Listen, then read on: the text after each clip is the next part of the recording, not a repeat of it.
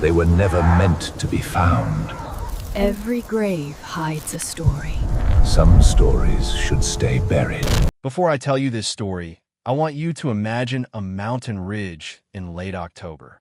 Not the postcard version people put on calendars. I mean the real thing. A cold ridge high in the Smokies where the fog hangs low between the trees and the laurel grows so thick you can lose your direction after 20 steps. The kind of place where sound doesn't travel right, where even your own footsteps feel unwelcome. Now picture a man standing alone on that ridge before sunrise. He's a hunter, has been his whole life, knows every creek bend, every deer trail, every hidden hollow in those mountains better than most men know the roads in their own town. He has hunted black bear in snow deep enough to swallow a boot. He has slept under rain-soaked hemlocks with nothing but a rifle and a wool blanket between him and the dark. And even he has stopped moving, because something in the woods stopped moving too. That's where this begins. Now, before we go further, I want you to do something for me. Wherever you're listening from tonight, city apartment, truck cab, quiet farmhouse, somewhere out on a night shift, think about the strangest place you've ever been. A place where the air itself felt wrong somehow, like the world was holding its breath around you. People who grew up near deep woods know exactly what I mean. There are places where nature feels alive, and then there are places where it feels aware. The hunter's name was Katawa Leadford. He was 34 years old in the autumn of 1897, born near the Qualla boundary to a Cherokee mother and a Scotch-Irish father who trapped game in the high country north of Cataloochee. Katawa grew up between two worlds. He spoke English when he had to, Cherokee when it mattered.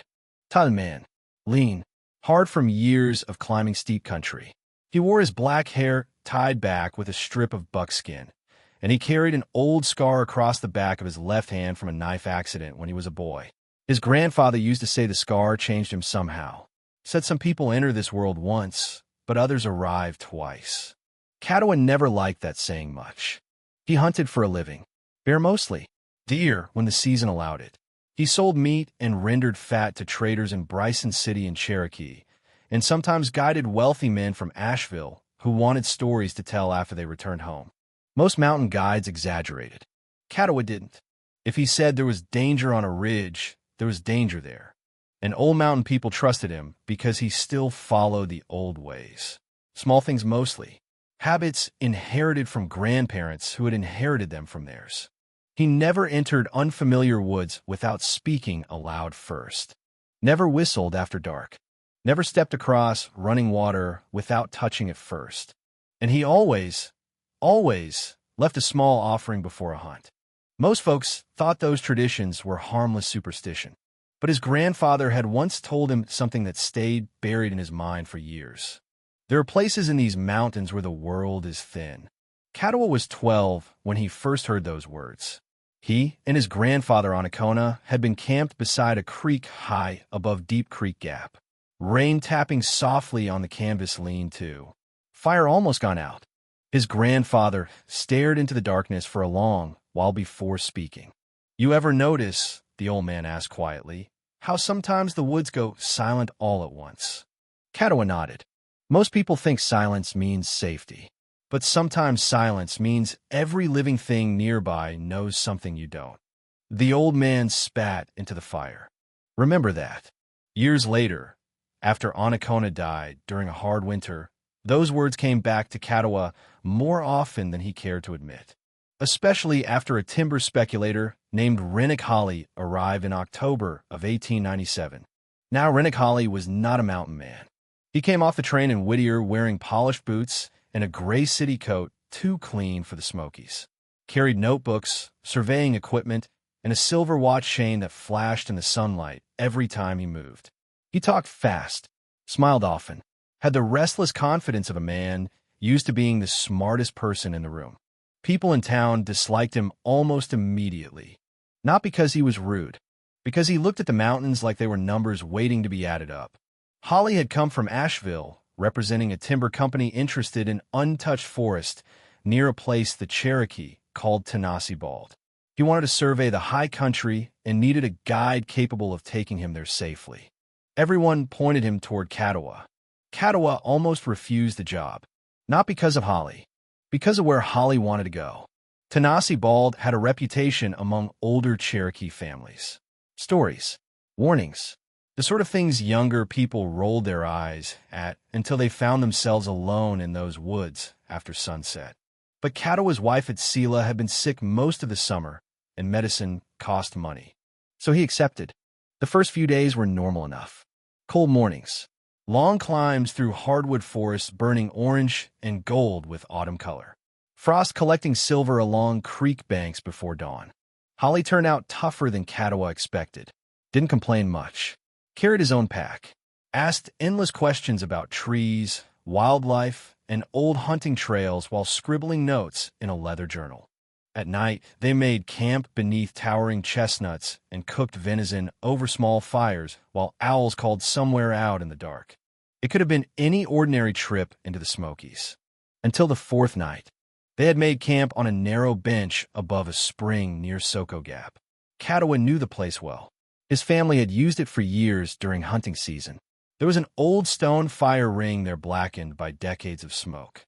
Holly was crouched beside the spring-filling canteens when he suddenly froze. "Katawa," he said quietly. The tone in his voice made Katawa look up immediately. 3 young hickory trees stood near the edge of camp. Only they weren't standing naturally. Something had bent them. Not broken them. Bent them alive. Each sapling had been twisted downward and woven together with the others, forming an arch over the trail leading to the spring.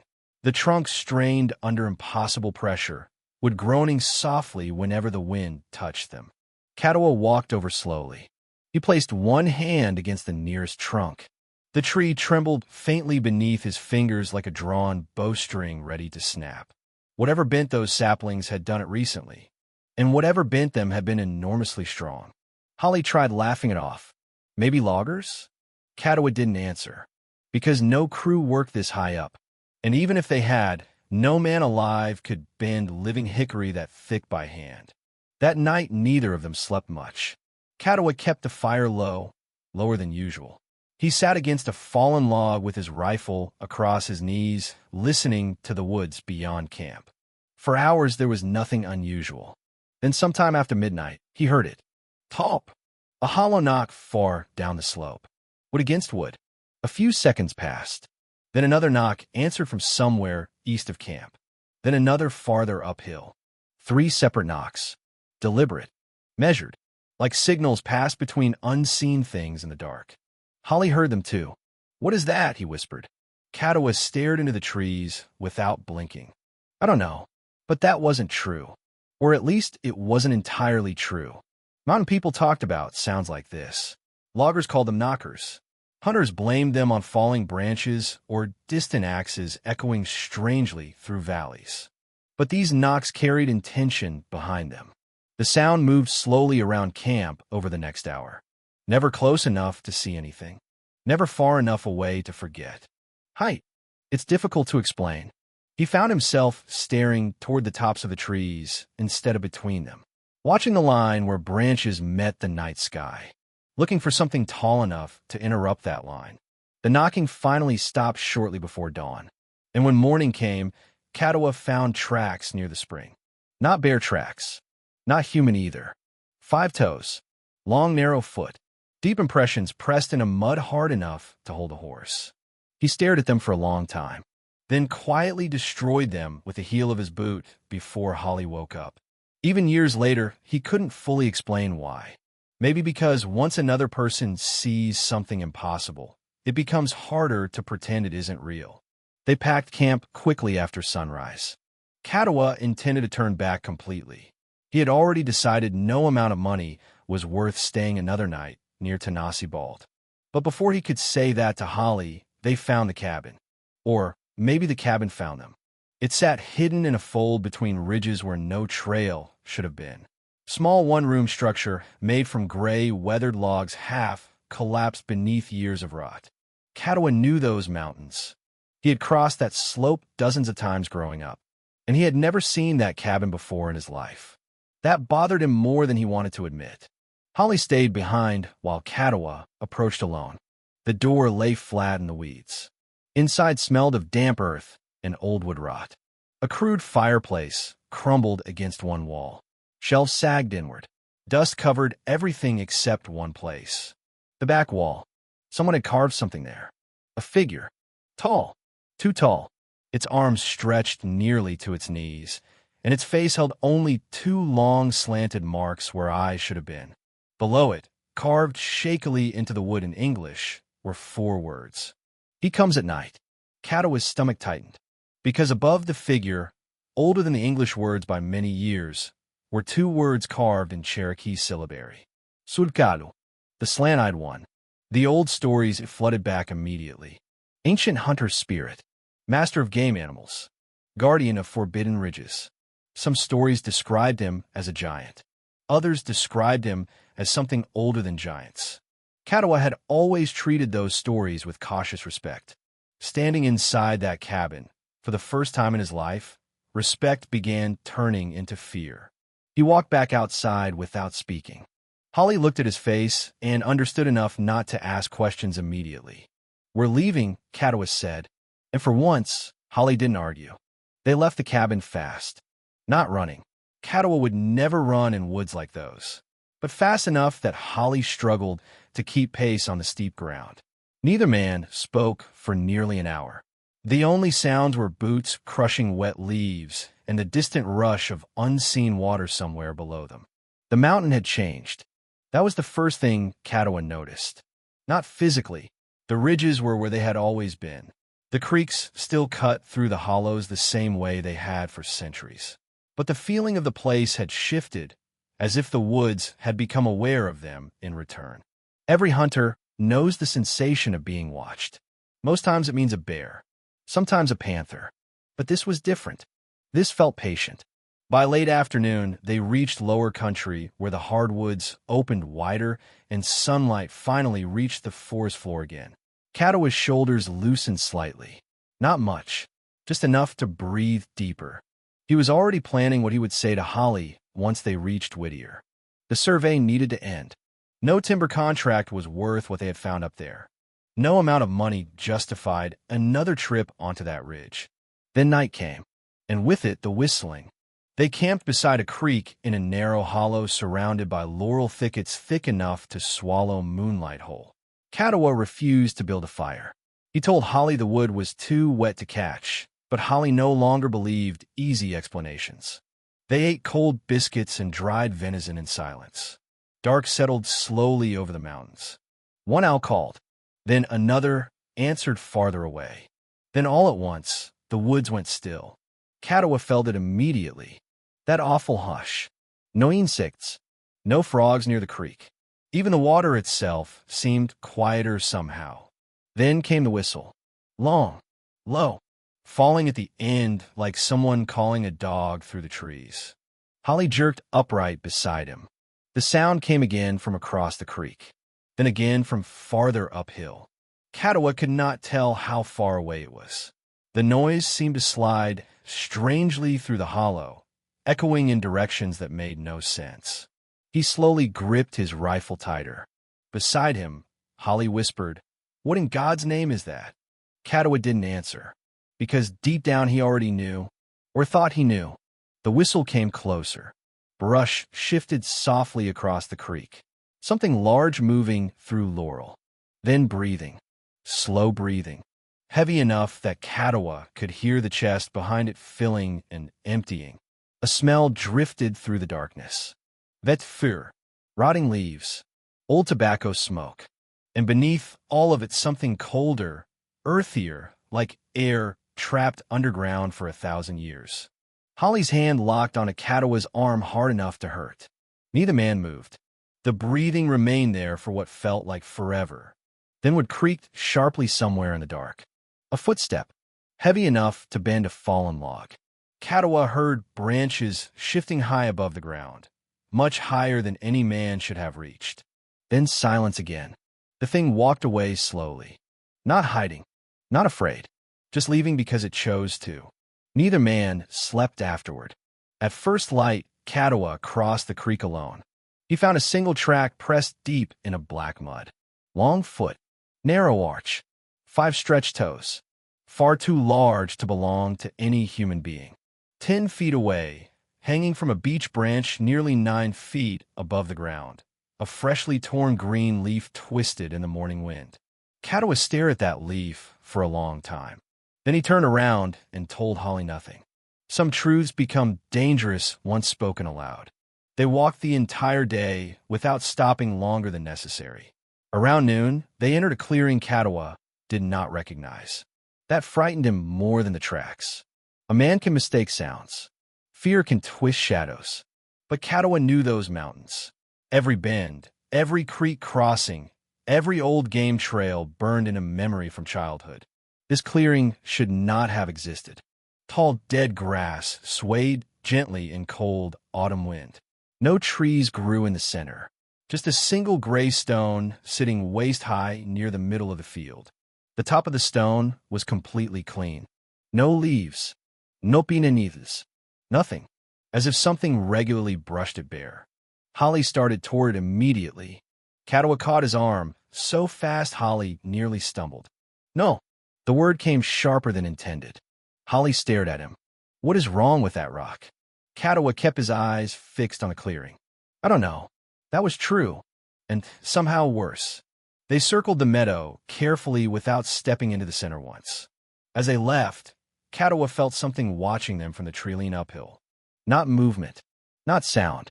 Presence. The kind you feel in your spine before your mind understands it. By dusk, they finally reached familiar country near Birdtown Settlement. Familiar rigis. Familiar creek bends. Places tied to childhood memories instead of old warnings. A Cherokee woman named Kwatai Wanahi, cousin to Katawa's mother, gave them stew and blankets without asking questions. Mountain people understood silence. Sometimes a man returned from the high country carrying things better left unopened. Holly paid Katawa the next morning before sunrise. Extra money besides what they agreed upon. His hands shook slightly while counting it. What do we see up there? He asked quietly. Katawa looked toward the mountains. Fog covered the distant ridges. I don't know. Holly studied him for a moment. You do know something. Katawa took a long breath. My grandfather once told me there are places in these mountains where people are visitors no matter how long they stay. Holly waited. That ridge may belong to something older than us. Neither man spoke again after that. Holly returned to Asheville. Katawa went home to Edsela and tried very hard to forget everything he had seen. Winter came early that year. Snow buried the higher elevations before November ended. Hunting season passed quietly. Life slowly returned to normal. Or almost normal. Katawa stopped traveling in a high country alone. He never admitted why. But Edsela noticed. One evening while patching a coat beside the fireplace, she asked softly, "What followed you home from that mountain?" Katawa froze. Nothing followed me. Edsela looked at him for a long moment, then nodded once in the way wives sometimes do when they know their husband is lying but understand the lie is protecting both of them. Spring arrived. Dogwoods bloomed white across the valleys. And for a little while Katawa convinced himself the whole thing had simply been fear and bad weather mixing together in tired minds. Then the letter came. It arrived in May of 1898. From Rennicholly. The handwriting looked uneven. Mr. Leadford, there is something I need to show you. It is not something I can explain properly in writing. If you're willing to come to Asheville, I will compensate your travel and time. Respectfully, Holly. Katawa almost ignored it, but something in the wording unsettled him. So 3 days later, he boarded the train. Asheville felt suffocating as always. Too many people, too much noise, brick and smoke, and iron pressing in from every direction. Holly looked worse than Katawa remembered. Thin, pale, eyes ringed dark from sleeplessness. He kept glancing toward shadows inside the station as though expecting someone to appear there. You came, he said quietly. What happened? Holly swallowed. Not here. He rented a room in a small hotel near the square. Cheap place. Curtains drawn tight despite bright afternoon sun outside. On the table sat a wooden box. Holly stared at it for several seconds before opening it. Inside rested a tintype photograph. I sent another survey crew into the lower watershed in April, Holly said. I told them not to climb high. I told them to avoid the ridge completely. Katawa remained silent. One man brought a camera. Holly carefully handed him the photograph. At first, Katawa saw nothing unusual, just a distant ridgeline at dusk, bare trees against fading evening light. Then he noticed the shape standing between two trees near the center of the ridge. Tall, far too tall, thin body, long arms hanging unnaturally low. And where the face should have been, the silver plate showed two pale slanted marks untouched by shadow. Eyes. Katawa felt cold all over. The man who took the picture swears nothing was there when he snapped it, Holly whispered. He only saw it after developing the plate. The room stayed silent a long time. Finally, Katawa asked, "How many men came back?" Holly's face changed. 4. Only 4. The 5th disappeared during the night, Holly said softly. No screams. No straggled. Nothing. Katawa looked up slowly. What did you find? Holly's voice nearly failed him. His boots. Katawa said nothing.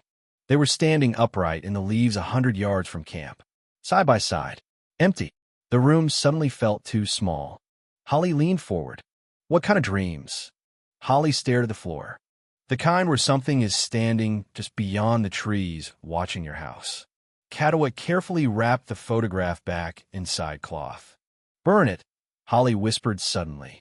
Take it away from me and burn it. But Katawa didn't burn it.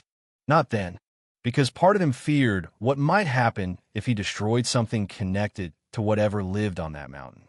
And another part feared what might happen if he didn't. So instead, weeks later, he carried the photograph alone into another stretch of high country far from Tanasi Bald. A quiet meadow overlooking miles of blue ridges. Wind moved constantly there. Nothing could approach unseen. Katawa sat beside a large gray stone near the meadow's edge and unwrapped the tintype one final time. The figure still stood on the ridge, staring outward through silver twilight. Watching, waiting. Katawa spoke softly in Cherokee for several minutes. Prayers maybe, apologies perhaps. No one ever learned the exact words. Then he wrapped the photograph inside faded red cloth, buried it beneath the stone, and carved a small warning mark nearby in Cherokee syllabary. A simple message. Leave this here. When he finished, the wind across the meadow stopped completely. For one long moment, the entire mountain fell silent around him. Katawa slowly stood, and somewhere far off beyond the ridge line came a single hollow knock. Wood against wood.